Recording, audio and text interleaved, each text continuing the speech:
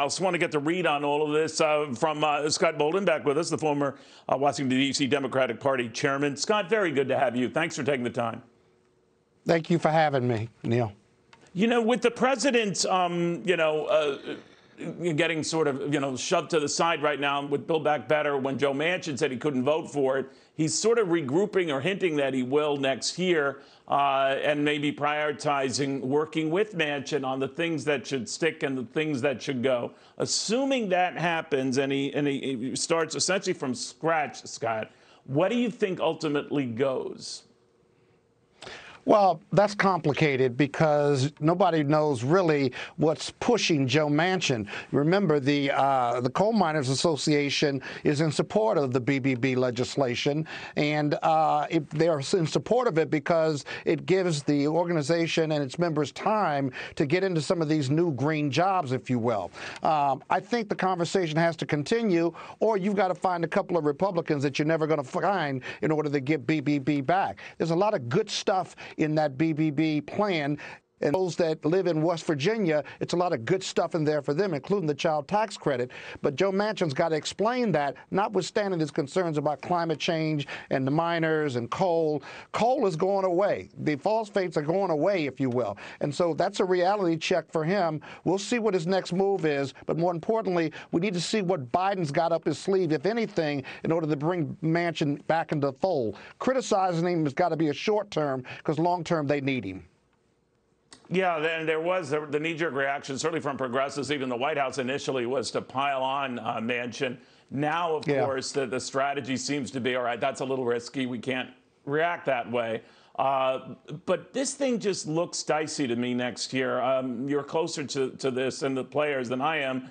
How do you think it will go next year? Do you think this will ever see the light of even a vote?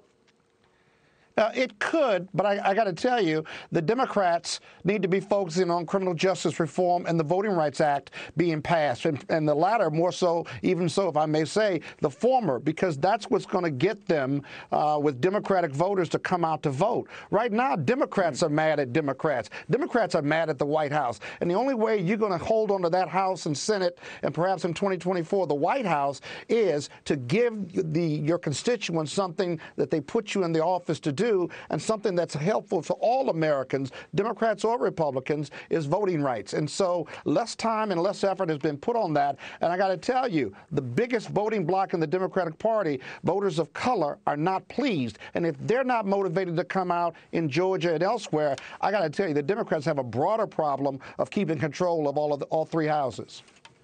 Yeah, to your credit, you've always reminded me over the years here, it's one thing to assume that, or fear that a key voting constituency jumps to the other side.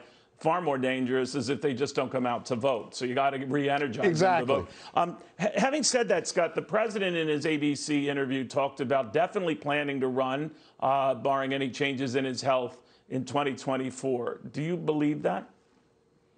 Well, he's got to say that right now. I don't know whether it's a question of credibility, but he becomes a lame duck if he says he's not running in 2024, and that opens up the floodgates, whether it's his vice president or Mayor Pete. And so he's got to say that. He will continue to true. And so right now, I think we have to accept him for his word.